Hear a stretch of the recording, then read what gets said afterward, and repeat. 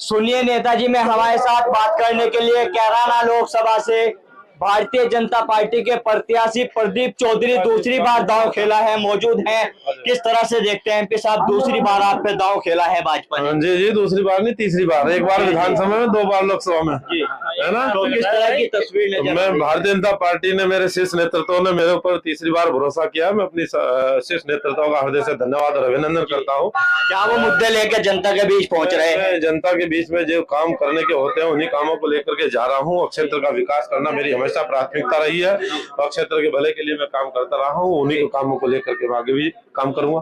पिछली बार भी आप सांसद रह चुके हैं, क्या वो ऐतिहासिक कार्य आपने करे हैं कि जनता उन कार्यों के आधार पर स्वीकार कर सके? बड़े बड़े हाईवे हमारे क्षेत्र में बने हैं। 5-5, 6-6 हाईवे निकले हैं। रेलवे का सिस्टम ठीक हुआ, रेलवे की स्पीड अच्छी हुई है, रेलवे के ट्रैक अच्छे हुए हैं, रेलवे के ट्रैक अच्छे हुए हैं, रेलवे का प्लेटफॉर्म बने हैं, रेलवे के हाल्ट बने हैं, रेलवे के स्टॉपेज बहुत सारे हुए हैं। अमृत भारत योजना में शामली का रेलवे स्टेशन शामिल करने का काम किया गया। रेलवे के बहुत सारे पुल बनने का काम हो रहा है। शामली से लोग मेरठ रोड पर एक पुल बनता था, फाटक पड़ता था, उससे बड़ा भारी जाम लगता था। जाम से लोगों को राहत मिल सके उसको ध्यान में रखते हुए वहां पर पुल का निर्माण हो रहा है। तमाम आपने कार्य गिनवाए हैं, ऐतिहासिक चीजें आप कर चुके हैं। अभी अगर जनता स्वीकार करती है, एक बार फिर मौका मिलता है, तो क्या वो नई चीजें मिलने जा रही है कैराना लोकसभा की जनता को? वो सब चीजें जो जहाँ जिस प्रकार की रिक्वायरमेंट हमारे सामने आती रहेगी, उन रिक्वायरमेंट के आधार पर उन समस्याओं का निराकरण हम लोग करने का काम करते रहे। यहाँ जहाँ गाँव में, इस गाँव में कार्यक्रम आज हो रहा है, इस गाँव की बहुत बड़ी एक समस्या मामोर झील को लेकर के रहती है। और फ्लो होने के कारण किसानों का बड़ा भारी नुकसान फसल को होता था। उस फसल का नुकसान न हो सके उसको दृष्टिगत रखते लगभग 80 करोड़ रुपए की लागत से एक वाटर ट्रीटमेंट प्लांट यहाँ स्वीकृत करने का काम किया गया। जी, लगातार आप क्षेत्र में घूम रहे हैं और हम भी आपके क्षेत्र में लगातार घूम रहे हैं। जनता की सबसे ज्यादा जो नाराजगी है वो आपके क्षेत्र में आने को लेके है कि एमपी साहब से मिलना जो है बहुत मुश्किल सी बात हो रही है।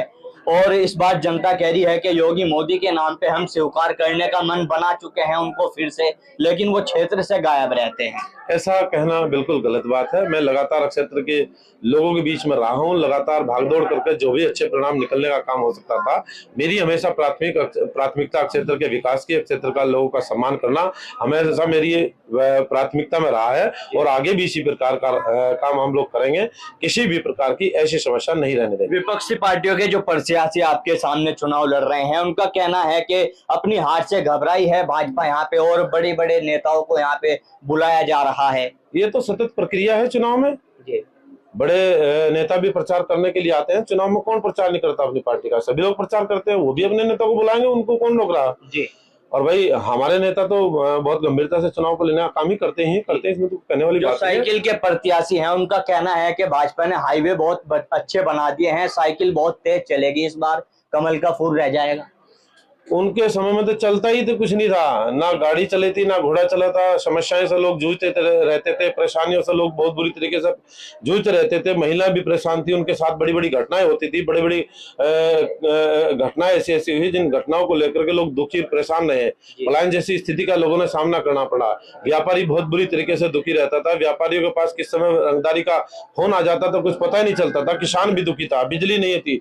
सरकार का काम सड़क, बिजली, पानी, कानून व्यवस्था, चिकित्सा, शिक्षा सबको ठीक करने का होता था। लेकिन हमारी सरकार ने वो सारे काम किए हैं। उनकी सरकार ने उनमें से एक भी काम नहीं किया।